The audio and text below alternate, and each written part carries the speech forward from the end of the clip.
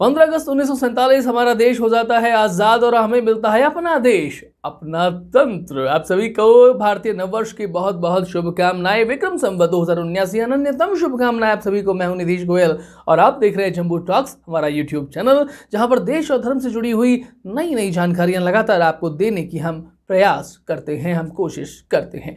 View point अपना आपके सामने रखूं उससे पहले आप सभी से कहना चाहूंगा कि इस्लाम अगर हमारे लिए थ्रेट है तो क्रिश्चियनिटी हमारे लिए कैंसर है। जी हाँ, जो हमें बताती है कि वो हमारे ही शरीर का भाग है और बेसिकली हमारे ही शरीर को अंदर ही अंदर खा जाते हैं। अब मैं बात करने वाला हूं आपसे विक्रम संवत 2079 की, चूंकि तो बात यह भी होगी कि 1 जनवरी को जब हम हैप्पी न्यू ईयर बड़े ही मान सम्मान के साथ में मनाते हैं तो वो दोनों अलग अलग कैसे हो जाते हैं। बहुत सारी चीजें आप व्हाट्सएप के जरिए जान जाते हैं, लेकिन जो आज मैं बताने वाला हूं वो शायद उससे थोड़ा अलग हो।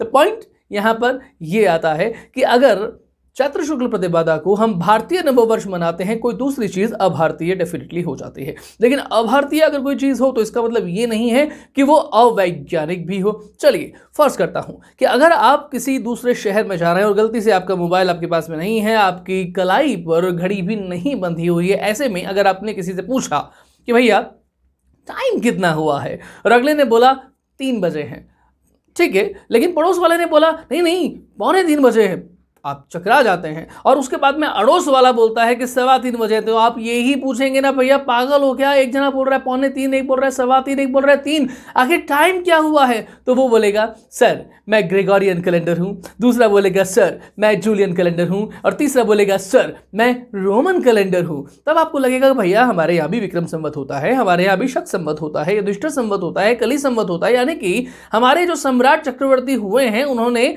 अपने अपने नाम से संवत जरूर चलाया है, लेकिन उन्होंने चैत्र, वैशाख, ज्येष्ठ, आषाढ़, श्रावण, भाद्रपद ऐसे कुल मिला के जो हमारे 12 महीने हैं उनमें कभी चेंज नहीं किया, नक्षत्रों के नाम में कभी चेंज नहीं किया, तिथियों में कभी घड़त बढ़त करने की कोशिश नहीं की, केवल अपने नाम से संवत चलाया।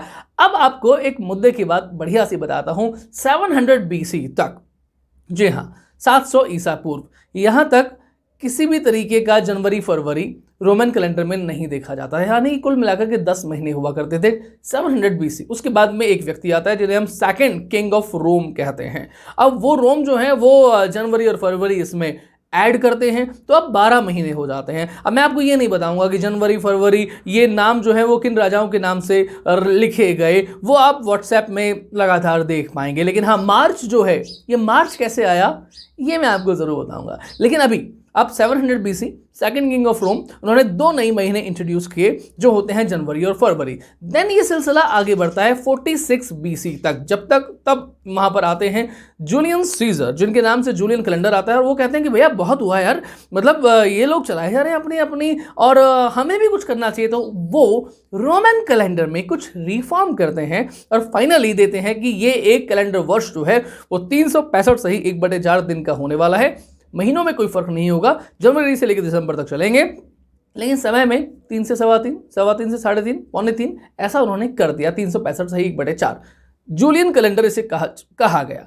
46 BC से लेकर के अक्टूबर 1582 तक ये सिलसिला लगातार चलता रहे, जब तक अस्तित्व में आते हैं पोप ग्रेगरी 13। जी हाँ, ग्रेगोरियन कैलेंडर जैसे हम आज की तारीख में जानते हैं, उस ग्रेगोरियन कैलेंडर में वो कहते हैं कि भाई बाकी सब कुछ ठीक है, लेकिन इतने लंबे टाइम से आपने अपनी मनमर्जी चलाई है, हमने कुछ नहीं किया, तो हम ऐसा करते हैं 10 मिनट इसे थोड़ा पहले कर देते हैं, यानी कि जनवरी से लेकर के दिसंबर तक ऐसे ही चलेगा, लेकिन अब 365 से ही 1/4 दिन जो था उसमें 10 मिनट हमने कम कर दिए हैं, अब इसके अनुसार चलेगा। चलिए जी, ये भी अच्छी बात है, लेकिन तब तक ब्रिटिश एम्पायर बहुत ज़्यादा मजबूत नहीं था। अब सन आता है 1751। जी हाँ, 1751। यहाँ पर ब्रिटिश पार्लियामेंट एक एक्ट पास करती है, उस समय किंग जॉर्ज सेकंड की सत्ता होती है।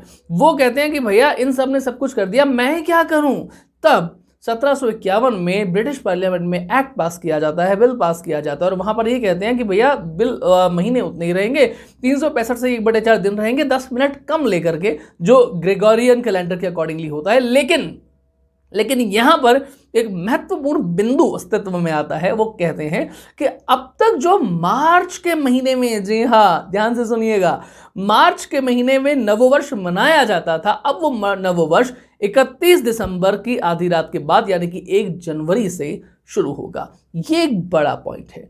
आज भी अगर हम देखेंगे तो हमारे यहाँ नववर्ष जो है वो 2 हिसाब से मनाया जा सकता है। वन इज सौर कैलेंडर, सोलर कैलेंडर, और दूसरा चंद्र नववर्ष, यानी कि एक सौर नववर्ष और दूसरा होता है चंद्र नववर्ष। चंद्र नववर्ष की तिथियां घटती बढ़ती भी हैं और उसके हिसाब से चैत्र शुक्ल प्रतिपदा कभी मार्च के महीने में आती है, कभी अप्रैल के महीने में आती है, लेकिन सोलर कैलेंडर के अकॉर्डिंगली आज भी 21 मार्च के आसपास ये तारीख हमारी तय है। हम लोग जानते हैं कि मकर संक्रांति जब हम पतंगबाजी किया करते हैं ये अमूमन 14 जनवरी या 15 जनवरी को आती है। आजकल इसमें थोड़ी डेट्स जो हैं वो शफल करती हुई देखी जा रही है।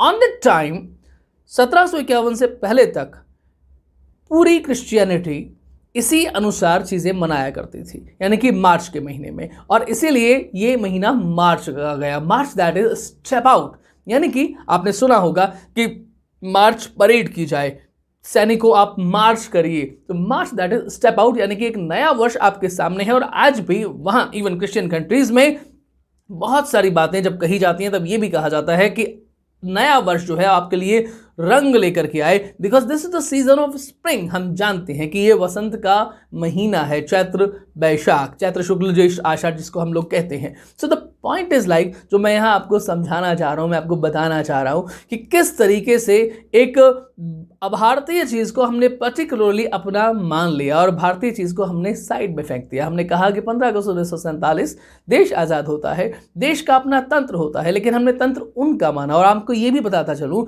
कि 1900 तक आते आते भी बहुत सारी क्रिश्चियन कंट्रीज ने मार्च के महीने में ही अपना नववर्ष मनाया। अब आप मुझसे ये भी पूछ सकते हैं कि भैया अगर ब्रिटिश पार्लियामेंट ने कह दिया तो क्रिश्चियनिटी की सत्ता तो रोम से चलती है, वेटिकन से चलती है, तो मैं आपको यहाँ पर ये भी बताता चलूँ कि उस समय ये बात उठी थी। और जब ये बात कही गई तब वेटिकन ने, रोम ने ये कहा कि इस समय अंग्रेज बहुत ताकतवर हो गए और क्या ऑलरेडी क्रिश्चियनिटी जो है वो कैथोलिक और प्रोटेस्टेंट के चलते 2 भागों में टूटी हुई है, और अगर हम अंग्रेजों की बात को नहीं मानेंगे तो ये क्रिश्चियनिटी के लिए और भी बड़ा खतरा होगा, इसलिए हमें इसे मान लेना चाहिए और अब से हम जनवरी के महीने में नववर्ष मनाया करेंगे। लेकिन सन 1900 तक आते आते भी बहुत से लोग मार्च के महीने में नववर्ष मनाया करते थे। और आज भी आप देखेंगे जब क्रिश्चियन से मिलेंगे कई अलग अलग देशों के अपार्ट ऑफ ब्रिटिश, वो लोग यही कहते हैं कि आपके लिए नया साल रंगों भरा हो। लेकिन अमेरिका और ऑस्ट्रेलिया, आप ये पूछ सकते हैं कि वो लोग क्यों मनाते हैं, तो इस बात को भी समझ लीजिए कि जहां जहां अमेरिका ब्रिटिश कॉलोनीज गई थी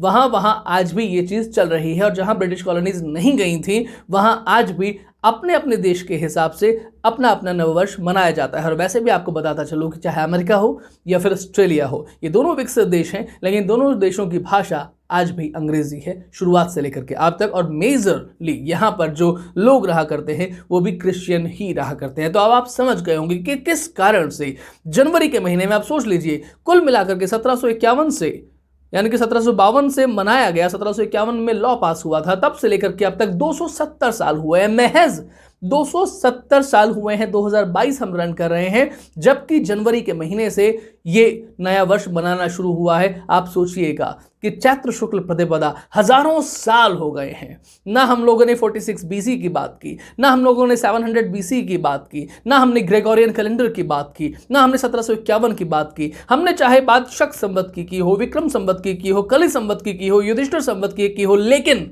हमने अपने समय से कोई छेड़छाड़ नहीं की। और शायद यही कारण है कि हमारा समय आज तक बना हुआ है, हम आज तक बने हुए हैं, हमारा धर्म आज तक बना हुआ है। लेकिन अगर ये धर्म कहीं छिन्न भिन्न हो रहा है तो पिछले 75 वर्षों में जो हम कुकर्म हमारी सरकारों ने और शायद हम और आपने भी किए होंगे, उसका परिणाम है जो हम भोग रहे हैं। लेकिन हमारे आगे वाले जनरेशन इन परिणामों को न भोगे, इसके लिए हमें काम करना चाहिए, और इन कामों को करने से हमें फर्क पड़ता है। एक बार फिर से आप सभी को भारतीय नववर्ष की बहुत बहुत शुभकामनाएं। नमस्कार, जय हिंद, जय भारत।